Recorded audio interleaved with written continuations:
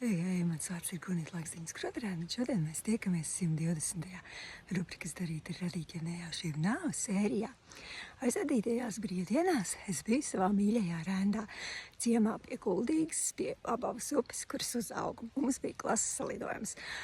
Mēs pamatskolu beidzām 12 skolēni, salidojumā bijām bišķiņi mazāk par pusīti, bet bija pozitīvām emocijām bagāta pēcpusdiena. Un atmiņas bija visdažādākās, gan pozitīvas, gan netik pozitīvas, bet kārtējo reizi dzīvē pārliecinājos par atziņu, ka vislabākā dāvana, ko mēs varam veltīt saviem līdzcilvēkiem, ir kopā pavadīts laiks, un šī diena bija tiešām brīnišķīga.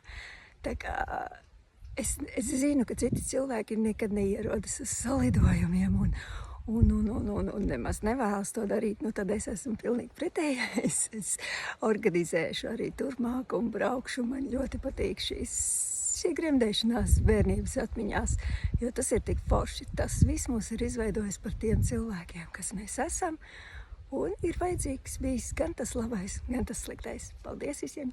Čau, čau!